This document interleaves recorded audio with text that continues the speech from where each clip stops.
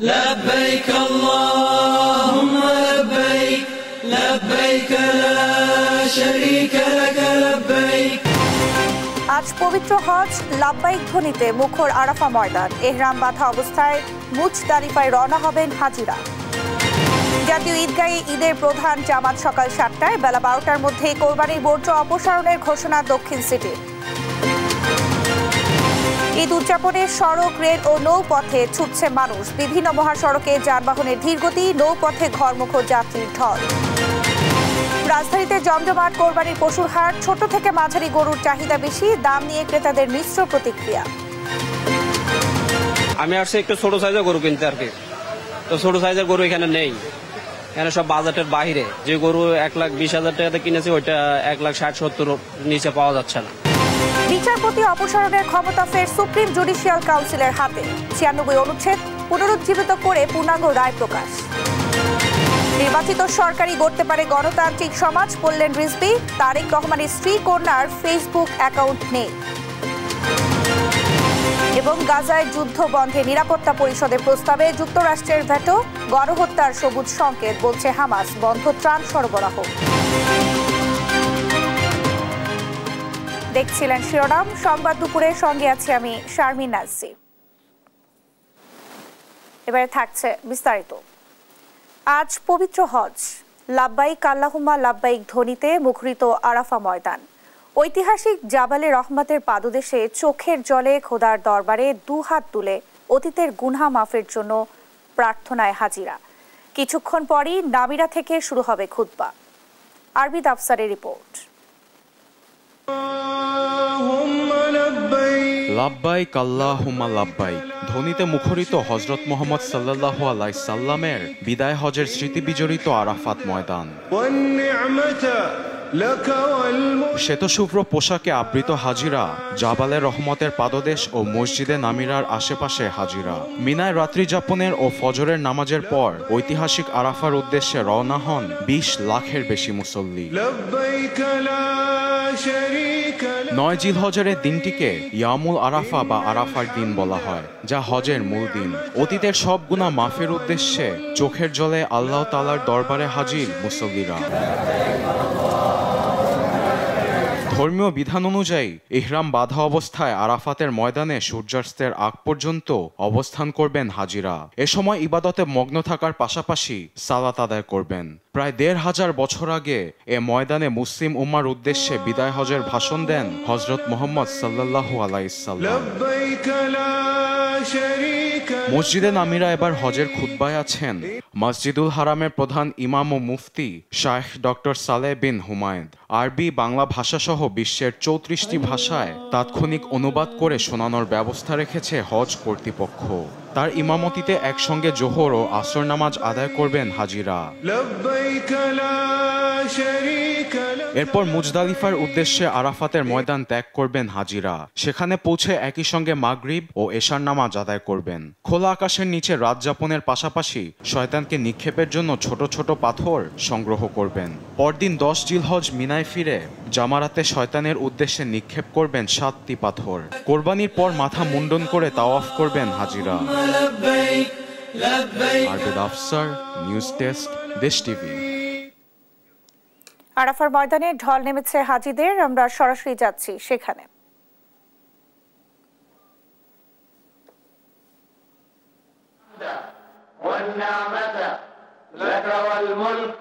لا شريك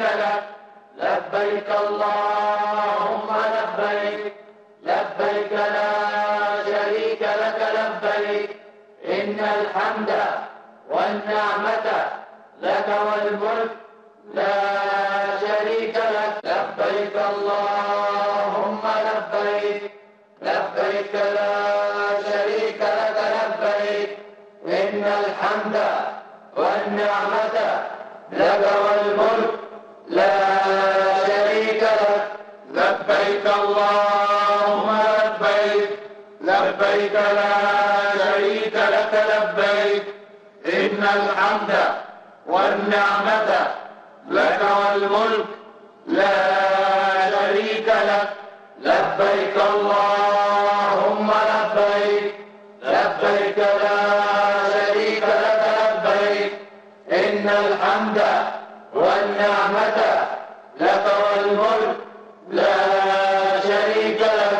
لبيك اللهم لبيك لبيك لا شريك لك لبيك إن الحمد والنعمة لك والملك لا شريك لك। জাতীয় ঈদগাহে ঈদ উল আজহার প্রথম জামাত অনুষ্ঠিত হবে সকাল 7:30টায়। তবে আবহাওয়া বৈরী থাকলে তা জাতীয় মসজিদ বাইতুল মোকাররমে সকাল 8টায় অনুষ্ঠিত হবে, জানিয়েছেন ঢাকা দক্ষিণ সিটি কর্পোরেশনের প্রশাসক মোহাম্মদ শাহজাহান মিয়া। বৃহস্পতিবার জাতীয় ঈদগাহের সার্বিক পরিস্থিতি পরিদর্শন শেষে সাংবাদিকদের এসব কথা জানান তিনি। বলেন, ঈদের জামাত আদায়ের সব প্রস্তুতি শেষ, নিরাপত্তার জন্য সার্বক্ষণিক আইন শৃঙ্খলা বাহিনী নিয়োজিত থাকবে। জাতীয় ঈদগাহে এবার 35,000 মানুষ একত্রে নামাজ আদায় করতে পারবে এবং প্রবেশের জন্য 5টি গেট, অজুর সুবিধাও থাকবে বলে জানান তিনি।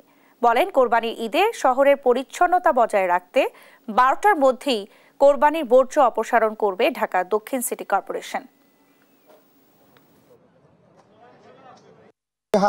উপলক্ষে জাতীয় ঈদগাহে যে ঈদের জামাত অনুষ্ঠান তার সকল প্রস্তুতি আমরা সম্পন্ন করেছি। ঈদের জামাত আমাদের সকাল 7:30টায় শুরু হবে এখানে।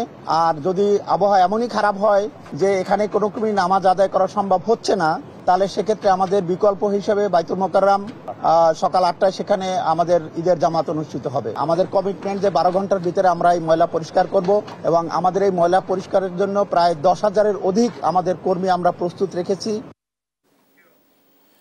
ঈদের ছুটি শুরু হওয়ায় পরিবার পরিজন নিয়ে ঢাকা ছাড়ছে কর্মজীবী সহ বিভিন্ন শ্রেণী পেশার মানুষ। এতে ট্রেন, বাস ও লঞ্চ টার্মিনালে দেখা দিয়েছে উপচে পড়া ভিড়। রেলপথে ঈদযাত্রার খবর জানাতে কমলাপুর রেল স্টেশন থেকে সরাসরি যুক্ত হচ্ছেন আমাদের সহকর্মী নিয়াজ মোর্শেদ। নিয়াজ, এই মুহূর্তে রেল স্টেশনের পরিস্থিতি কেমন দেখছেন? যাত্রীর চাপ কেমন? কোনো ভোগান্তি আছে কিনা আমাদের জানান।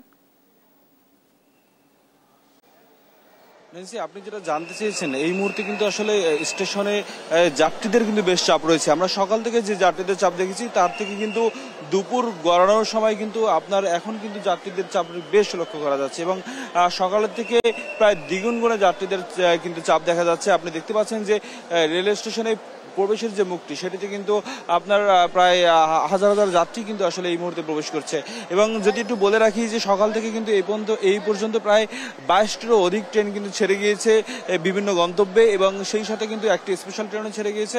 আমরা কিছুক্ষণ আগে স্টেশন ম্যানেজারের সাথে কথা বলেছি, তিনি বলেছেন যে এবারের ঈদযাত্রা আসলে কিছুটা স্বস্তিদায়ক আছে এবং প্রতিটা ট্রেনই আসলে তেমন কোনো শিডিউল বিপর্যয় ঘটেনি এবং খুব সামান্য পরিমাণ হয়তো 5 মিনিট বা 10 মিনিটের এরকম বিপর্যয় ছাড়া বড় কোনো বিপর্যয়ের আসলে ঘটনা আমরা দেখতে পাইনি।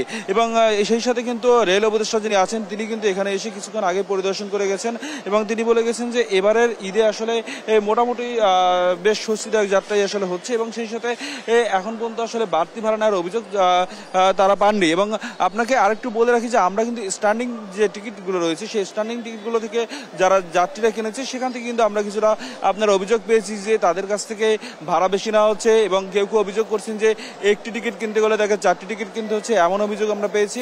তবে এই বিষয়ে আমরা যে স্টেশন ম্যানেজার আছে তার সাথে কথা বলেছি, তিনি বলছেন যে আসলে এই ধরনের কোনো লিখিত অভিযোগ আসলে তাদের কাছে কোনো যাত্রী দেয়নি বলে তারা আসলে কোনো ব্যবস্থা নিতে পারেননি এবং সেই সাথে যারা মোবাইল কোর্টে আছেন মোবাইল কোর্টের কাছে আসলে এমন কোনো অভিযোগ তারা পাননি। যদিও আমরা যাত্রীদের কাছ থেকে আসলে এই ধরনের অভিযোগ আমরা পেয়েছি এবং এখন পর্যন্ত কিন্তু আপনার যে আন্তনগর প্লাস কমিউটার ট্রেন যেগুলো রয়েছে সেগুলো কিন্তু একটার পর একটা ছেড়ে যাচ্ছে। তবে আমরা বড় ধরনের শিডিউল বিপর্যয়ের কিন্তু আসলে কোনো তথ্য আমরা এখন পর্যন্ত পাইনি। এই ছিল আমার কাছে কমলাপুর স্টেশন থেকে সর্বশেষ তথ্য। ন্যান্সি, নিয়াজ, আপনাকে ধন্যবাদ। দর্শক, কমলাপুর রেল স্টেশন থেকে ঈদ যাত্রার খবর জানাচ্ছিলেন আমাদের সহকর্মী নিয়াজ মোর্শেদ।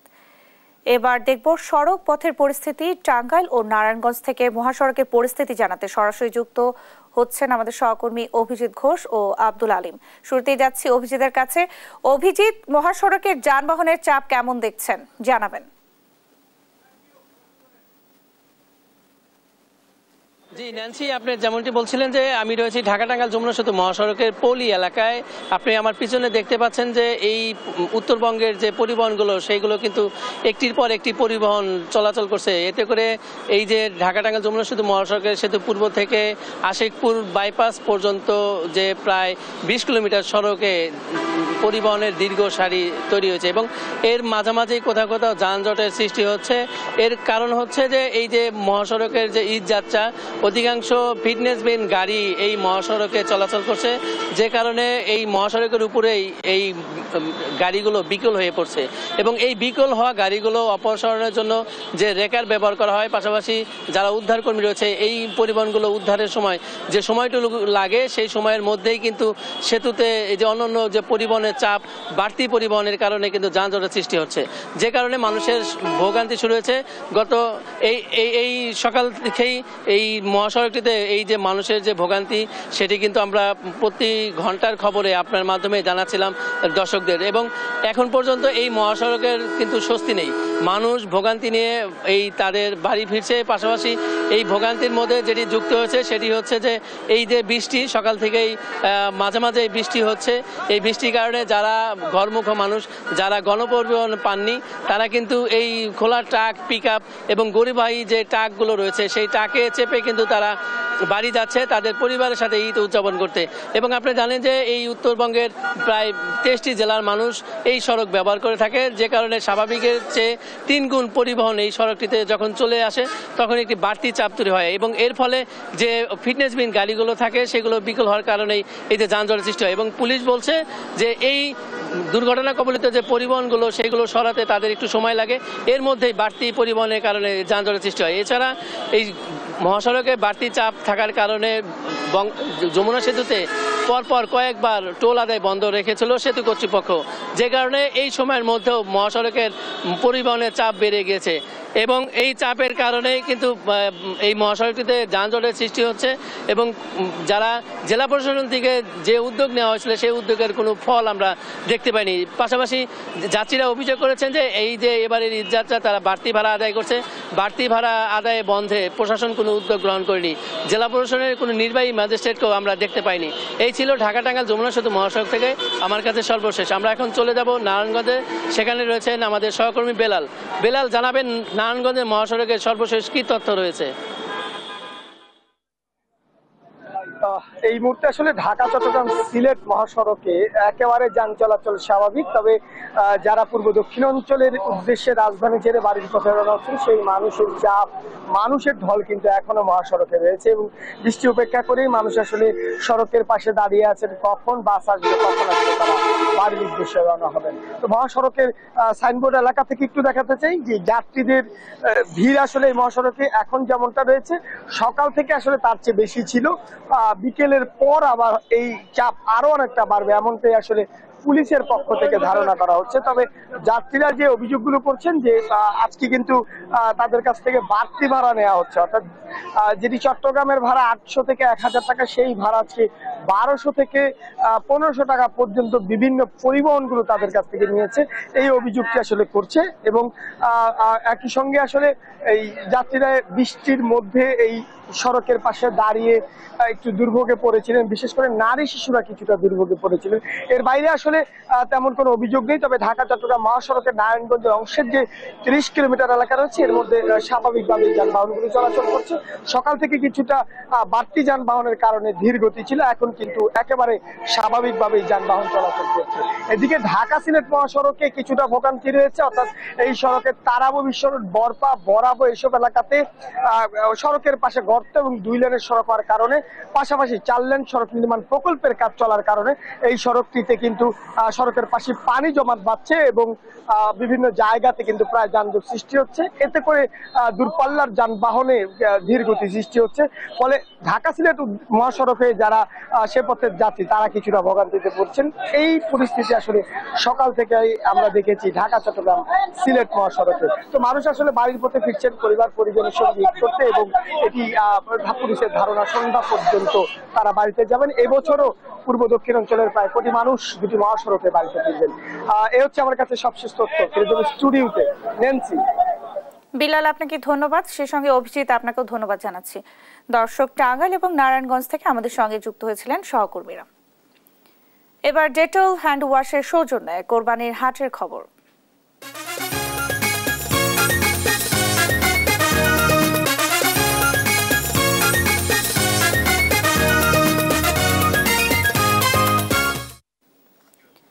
ক্রেতা বিক্রেতার হাঁকে ডাকে এখন সরগরম রাজধানীর পশুর হাটগুলো। বেচাকেনায় ব্যস্ত সময় পার করছেন ক্রেতা বিক্রেতারা। বিস্তারিত জানাতে তেজগাঁও পশুর হাট থেকে সরাসরি যুক্ত হচ্ছেন সহকর্মী ফাহিম ইউসুফ।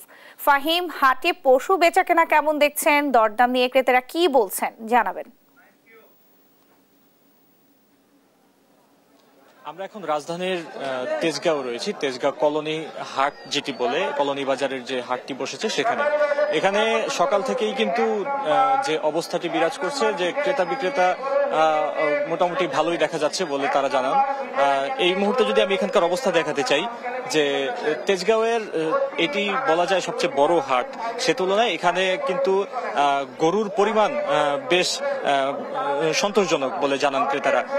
তাদের মতে এখানে গরু যে তাদের যেই চাহিদার শীর্ষে থাকা যে মাঝারি এবং ছোট সাইজের গরুগুলো, সেই মাঝারি এবং ছোট গরুগুলো কিন্তু এখানে পর্যাপ্ত রয়েছে এবং এগুলার দামও কিন্তু তারা তাদের চাহিদা অনুযায়ী পাচ্ছেন এমনটাই জানান। এবং সকাল থেকে বৃষ্টি হওয়ার কারণে এখানে অনেকটা বলা যায় যে কাদা হয়ে গিয়েছে, যার ফলে অনেকটাই বেচা কেনা থমকে গেছে বলা যায়। কিন্তু বেলা বাড়ার সঙ্গে সঙ্গে এখন ধীরে ধীরে যেহেতু মানুষজন আসছে, তো বিক্রেতারা আশা করছেন যে খুব দ্রুতই তারা আরো ভালো ক্রেতা পাবেন। এছাড়া এখানে যে গরুগুলোর দাম চাচ্ছেন তাতে ক্রেতাদের মতামত, এখানে গরুগুলোর দাম অনেকটা বেশি চাওয়া হচ্ছে। তাদের দাবি যে অনেকটা 1.5 গুণ বেশি দাম চাওয়া হচ্ছে, যেটা তারা চাচ্ছেন তার থেকে। তো সব মিলিয়ে এখানকার যেই অবস্থা, সেটি বলতে গেলে গরু পর্যাপ্ত থাকায় কিন্তু এখানে তেমন একটি সমস্যা হচ্ছে না ক্রেতাদের গরু বাছাই করে নিতে। এছাড়া এখানকার আয়োজক যারা ছিলেন তারা জানান যে স্বেচ্ছাসেবক এবং আইন শৃঙ্খলা বাহিনীরা সবসময় তৎপর রয়েছে এখানে সার্বিক নিরাপত্তা ব্যবস্থায়। কিন্তু তেজগাঁও এবং আশপাশের অঞ্চলের যে সকল বাসিন্দারা রয়েছেন তারা কিন্তু বলছেন যে তাদের বেশি দূরে যেতে হচ্ছে না গরু কিনতে। এই ঈদে তাদের এই হাটটি কিন্তু প্রত্যেকবারের মতো তাদের জন্য অনেকটা খুশির বার্তাই এনেছে। এই ছিল রাজধানীর তেজগাঁও গরুর হাট থেকে সর্বশেষ। ন্যান্সি। ফাহিম, আপনাকে ধন্যবাদ। দর্শক, কোরবানির খবরাখবর জানাচ্ছিলেন, গরুর হাটের খবরাখবর জানাচ্ছেন আমাদের সহকর্মী ফাহিম ইউসুফ। এবার যাব ঢাকার বাইরের হাটের খবর জানতে। খুলনা ও মুন্সিগঞ্জ থেকে সরাসরি যুক্ত হচ্ছেন সহকর্মী নূর ইসলাম রকি ও সুমিত সরকার সুমন। শুরুতেই যাচ্ছি খুলনায় রকির কাছে। রকি, হাটে বেচাকেনা কেমন চলছে? শেষ সময় ক্রেতার ভিড় কেমন দেখছেন জানাবেন। ন্যান্সি, খুলনা সিটি কর্পোরেশনের যে একমাত্র পশুর হাট নগরীর জোড়াঘাটে অবস্থিত, সেখানে কিন্তু আমরা দেখতে পাচ্ছি যে খুলনা শহরের আশেপাশের বিভিন্ন জায়গা থেকে কিন্তু প্রচন্ড পরিমাণ কোরবানির পশু কিন্তু এখানে এসেছে, যার কারণে কিন্তু আমরা হাটে কোরবানির পশুর যে চাহিদা তুলনায় কিন্তু পশুর সংখ্যা অনেক বেশি দেখতে পেয়েছি। বিশেষ করে খুলনার পার্শ্ববর্তী যে জেলাগুলো আছে, সাতক্ষীরা, নড়াইল বা যশোর থেকেও কিন্তু এই খুলনার এই একমাত্র নগরীর যে পশুর হাট, এই পশুর হাটে কিন্তু কোরবানির পশু এসেছে। এবং আমরা এখন পর্যন্ত যেটা জেনেছি প্রায় 1000-এর উপর বেশি কিন্তু কোরবানি পশু বিক্রি হয়েছে। এবং এই হাট থেকে কিন্তু আসলে সর্বোচ্চ রাজস্ব আদায় করে খুলনা সিটি কর্পোরেশন কর্তৃপক্ষ, এবং তারা আশাবাদী এবারও সর্বোচ্চ রাজস্ব আদায় হবে। তবে আমরা হাটে যেটা খবর নিয়ে জানতে পেরেছি যে কোরবানির এবার পশুর যে চাহিদা, এই চাহিদা কিন্তু আসলে ছোট এবং মাঝারি যে গরুগুলো আছে, এই ছোট মাঝারি গরুর কিন্তু চাহিদাটাই বেশি, তবে দাম কিন্তু অনেক বেশি বলে আমাদের কাছে অভিযোগ করেছে গ্রাহকরা। পাশাপাশি আরেকটা বিষয় একটু বলে রাখি যে এবার হাটে কিন্তু ছোট গরু, মাঝা গরুর পাশাপাশি বেশ বড় বড় বিদেশি জাতের কিন্তু গরুর আমদানি হয়েছে। তবে এই দামের সাথে কিন্তু আসলে ক্রেতা এবং বিক্রেতাদের কিন্তু আসলে তারতম্য হচ্ছে না, যার কারণে কিন্তু বেচাকেনা কিছুটা কম। আরেকটু বলে রাখি যে এই মুহূর্তে আমি যেখানে দাঁড়িয়ে আছি, জোড়াঘাটের যে পশুর হাট, এই পশুর হাটে এই মুহূর্তে কিন্তু আসলে কেনা বেচা একটু কম, কারণে বৈরী আবহাওয়ার কারণে কিন্তু ক্রেতারা নাই। তবে আপনারা দেখতে পাচ্ছেন যে প্রচন্ড পরিমাণ কোরবানির পশুর যোগান আছে, তবে সেই পরিমাণ কিন্তু আসলে ক্রেতা এখনো আসেনি। তবে আশাবাদী যে আগামীকাল হয়তো বা এখানে ভালো বেচাকেনা হতে পারে। তো খুলনার জোড়াঘাট থেকে এটা ছিল আমার কাছে সর্বশেষ সংবাদ।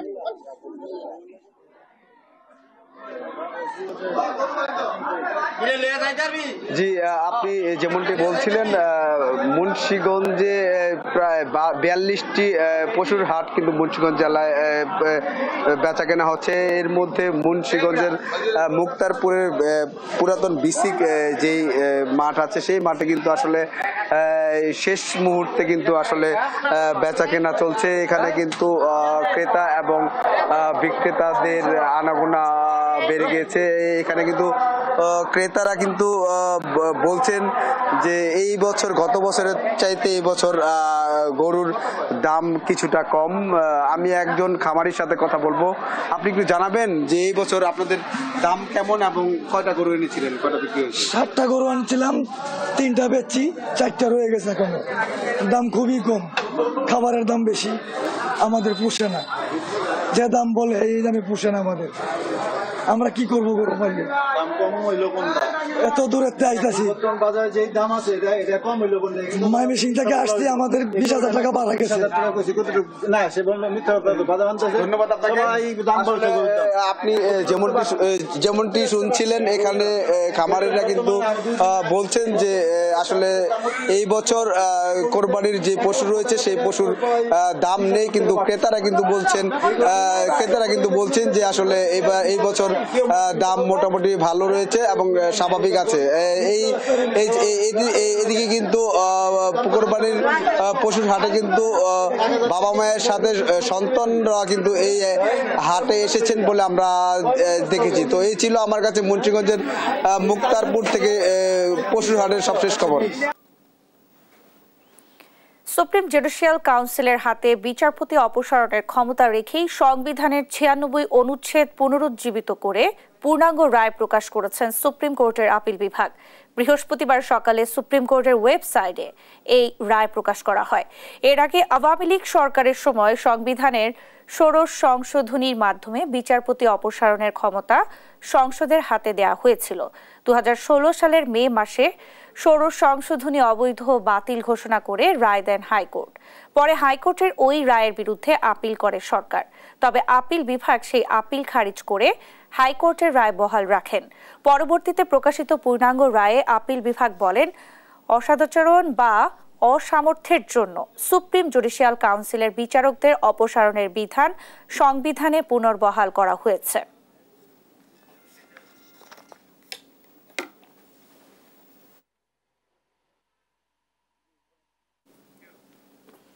গণতান্ত্রিক সরকার প্রতিষ্ঠার মাধ্যমে একটি গণতান্ত্রিক সমাজ প্রতিষ্ঠিত হবে, যেখানে সর্বক্ষেত্রে জবাবদিহিতা থাকবে বলে মন্তব্য করেছেন বিএনপির সিনিয়র যুগ্ম মহাসচিব রুহুল কবির রিজভী।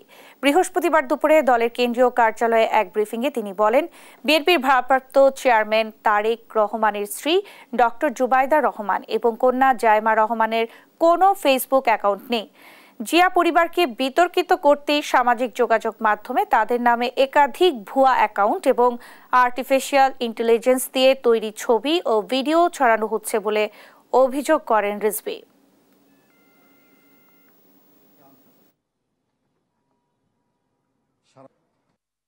একটা গণতান্ত্রিক সরকার প্রতিষ্ঠার মাধ্যমে আমরা একটা গণতান্ত্রিক সমাজ গড়ে তুলতে পারবো, যেখানে প্রতিটা ক্ষেত্রে জবাবদিহিতা থাকবে। তো সেই গণতান্ত্রিক সমাজ যেখানে গড়ে তোলার আমরা চেষ্টা করেছি, একটি গণতান্ত্রিক সমাজে মিথ্যার কোনো স্থান নেই। এসব অপপ্রচারের লক্ষ্য হচ্ছে জনমনে জিয়া পরিবারকে নিয়ে বিভ্রান্তি সৃষ্টি করা।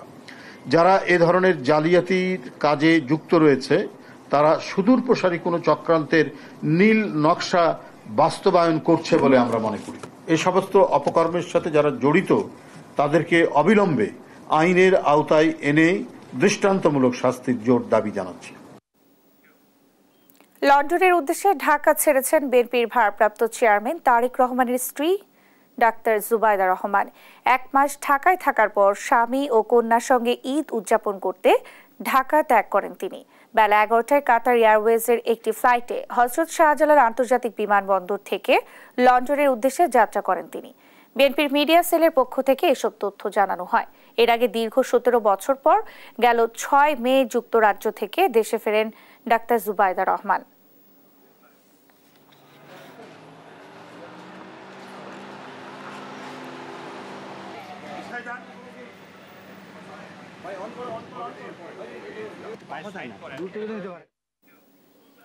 ব্রাহ্মণবাড়িয়ার নবীনগরে বাস ও সিএনজি চালিত অটোরিকশার সংঘর্ষে ৩ জন নিহত হয়েছেন। বৃহস্পতিবার ভোরে নবীনগর কোম্পানিগঞ্জ সড়কের ইব্রাহিমপুর ইউনিয়নের বাঁশবাজার এলাকায় এই ঘটনা ঘটে। নিহতরা হলেন আবুল কাশেম এবং অটোরিকশা চালক সোহাগ মিয়া। নিহত আরেকজন এখনো পরিচয় পাওয়া যায়নি। পুলিশ জানায়, ভোরে নবীনগর থেকে কুমিল্লার কোম্পানিগঞ্জ যাওয়ার পথে একটি যাত্রীবাহী অটোরিকশাকে বিপরীত দিক থেকে আসা বাস চাপা দিলে ঘটনাস্থলেই ৩ জন নিহত হয়।